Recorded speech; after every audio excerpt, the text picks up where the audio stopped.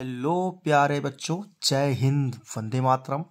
जैसा कि मैंने आपसे कहा था कि एक वीडियो ऐसी आएगी शाम शाम को जो सीधा परीक्षा में ही आएगा, वो क्वेश्चन बनाया जाएगा। और रसायन विज्ञान का पेपर जो है आपका 7 मार्च को है, तो ऐसे क्वेश्चन हल कराए जाएंगे आपको जो सीधा परीक्षा में आए। तो चलिए हम लोग परीक्षा खोपड़िच्छेद करना स्टार्ट करते हैं। चलिए, पहला टॉपिक है हमारा कोलराउस का नियम। ठीक है, तो पूछता है कोलराउस का नियम क्या होता है, सूत्र लिखिए, इसके अनुप्रयोग लिखिए ना। तो चलिए स्टार्ट करते हैं।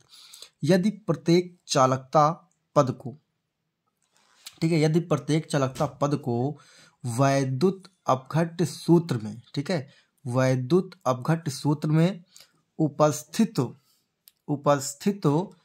संगत आयनों में, ठीक है बच्चों, संगत आयनों में या उनकी संख्या से गुणा किया जाए, ठीक है, उनकी संख्या से गुणा किया जाए, तो किसी वैद्युत अपघट्य अनंत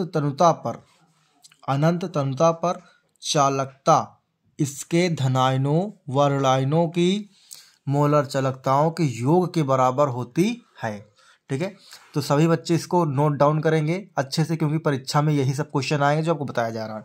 यदि कोई बच्चा पहली बार हो तो जरूर चैनल को सब्सक्राइब करें, बेल आइकन प्रेस करें और वीडियो को लाइक करें, दोस्तों को शेयर करें कि हाँ आइए, बेहतरीन तरीके से कंटेंट है, 7 मार्च को पेपर में छपने वाले। ठीक है, चलिए, तो यहाँ हम एग्जाम्पल लिखना है, सूत्र बनाना है। तो ठीक है, तो क्या होगा, लेमडा एम अल्फा बराबर X lambda A not Y plus, ठीक है, फिर plus Y lambda not B और एक्स माइनस। ठीक है, जहाँ यहाँ लिख दिया गया, मतलब इसका अर्थ क्या होता है, जहाँ लेमडा नॉट एम और लेमडा प्लस और lambda not B X minus Y क्या है, धनायन व ऋणायन मोलर चालकता है। क्या साथियों, धनायन और ऋणायन मोलर चालकता है।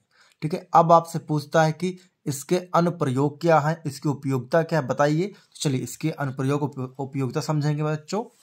पहला हम लोग कर लेंगे दुर्बल अपघट्यों की मोलर चालकता ज्ञात करने में।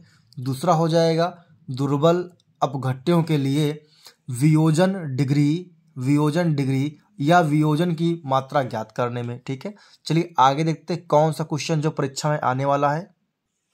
तो देखिए अगला क्वेश्चन बहुत ही ज्यादा इंपॉर्टेंट प्यारे बच्चों, क्या है, वैद्युत रासायनिक श्रेणी। क्या है, वैद्युत रासायनिक श्रेणी।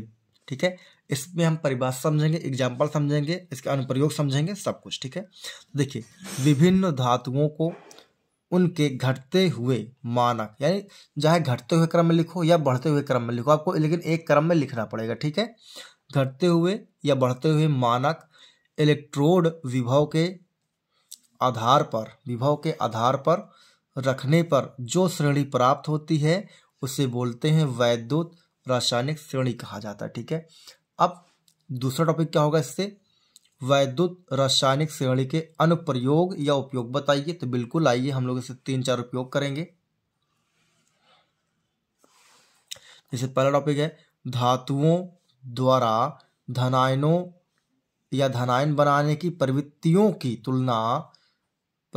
तुलना करते हैं। जैसे लिथियम और सोडियम का इलेक्ट्रोड विभव कितना होता है, -3.045 तथा -2.71 वोल्ट होता है। ठीक है, अब क्या धनायन बनाने की प्रवृत्ति रखता है, इसीलिए इसको हम लोग प्लस में कर लिखते हैं। किसमें, प्लस में लिखते हैं। ठीक है, चलिए दूसरा पॉइंट होगा बच्चों, वैद्युत सेलों से इलेक्ट्रोड युग्मों का वैद्युत वाहक बल ज्ञात करना।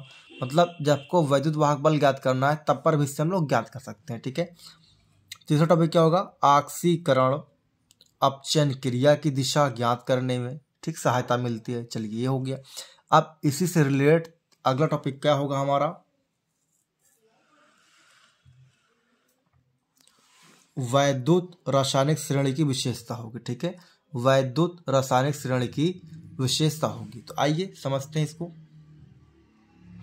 तो ये पहला पॉइंट क्या होगा बच्चों, वैद्युत रासायनिक श्रेणी में इलेक्ट्रोड विभव घटने के साथ ऑक्सीकरण विभव बढ़ता है, यानी कि जब इलेक्ट्रोड विभव घटेगा तो ऑक्सीकरण भैया बढ़ेगा। ठीक है, चलिए दूसरा होगा वैद्युत रासायनिक श्रेणी में इलेक्ट्रोड विभव के घटने के साथ अपचयन का मान घटता है, यानी कि जब इस बार इलेक्ट्रोड विभव घटेगा तो अपचयन मान भी घटेगा। ठीक है। तीसरा होगा जिन धातुओं के मानक अपचयन विभव जितना अधिक होता है उनमें इलेक्ट्रॉन ग्रहण करने की प्रवृत्ति उतना अधिक होती है। ठीक है। चलिए चौथा पॉइंट है श्रेणी का अधातुओं का, है ना, श्रेणी के अधातुओं का ऋणात्मक विद्युतीय लक्षण मानक अपचयन विभव में वृद्धि के साथ बढ़ता जाता है। ठीक है। वृद्धि के साथ साथ बढ़ता जाता है। ठीक है बच्चों। अब आगे देखिए ऐसा कौन होता है, जैसे I2 Br2 Cl2 F2, ये ठीक है जैसे से होता है ये बढ़ता जाता है। ठीक है। ये क्या है क्रम हमारा, ये बढ़ने का क्रम है। ठीक है। चलिए ये हो गया। तो आज हम लोग इतना ही करेंगे। अगली वीडियो में अगला टॉपिक डाला जाएगा क्योंकि वो भी परीक्षा में आने वाला है। ठीक है। इसमें हम लोग कर देंगे पार्ट 1 पार्ट 2 करके डाल देंगे। ठीक है। तो चलिए जो पहली बार बच्चा देख रहा हो, यहाँ तक देखा हो, तो चैनल को सब्सक्राइब कर ले और वीडियो को लाइक कर दे, दोस्तों शेयर कर दे। यहाँ आ जाओ भाई, यहाँ ऐसे क्वेश्चन डाले जा रहे हैं जो आपके परीक्षा में 100% मिलने वाले हैं। ठीक है। चलिए तो मिलते हैं नेक्स्ट वीडियो में। जय हिंद, वंदे मातरम।